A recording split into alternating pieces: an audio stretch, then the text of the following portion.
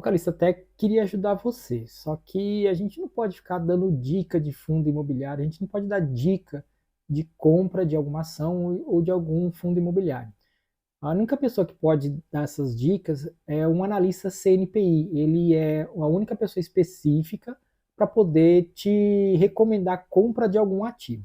O que eu costumo fazer aqui é ou dizer quais fundos eu compro, ou então falar de alguns fundos especificamente e falar de alguns parâmetros que você usa para comprar esses fundos. Eu vou deixar aqui embaixo um link de um vídeo que eu tenho lá na rede vizinha para você poder entender como que você faz a compra desse fundo. Lá está explicando detalhe por detalhe. Aqui eu vou dar uma resumida para você.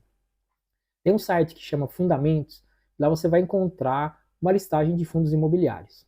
Quando você encontrar essa listagem de fundos imobiliários, você pode copiar toda essa listagem e colocar numa planilha Excel. E aí você pode escolher alguns parâmetros que eu uso para poder escolher quais fundos eu vou estudar e aí sim fazer a compra ou não desse fundo.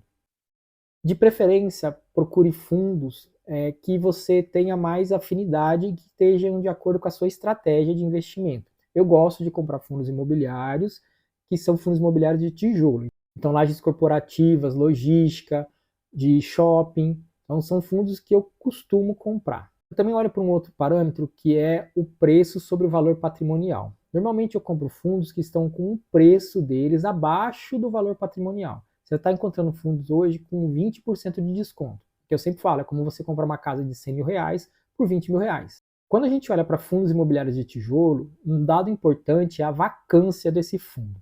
Até uns 5% de vacância é aceitável.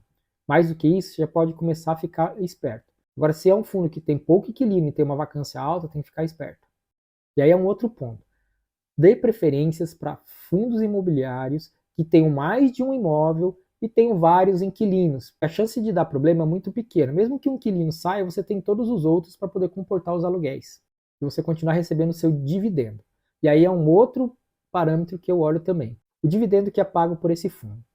No geral, você vai encontrar fundos imobiliários aí que, de acordo com o preço deles, deve estar pagando na faixa de 10, 11, 12% de dividendo.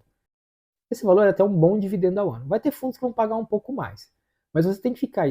Pode ser que esse fundo ele tenha vendido um imóvel e na venda desse imóvel ele dividiu a venda desse imóvel entre os cotistas. E aí ele pagou em média um dividendo alto. Só que se não fosse a venda desse imóvel, o dividendo dele era baixo.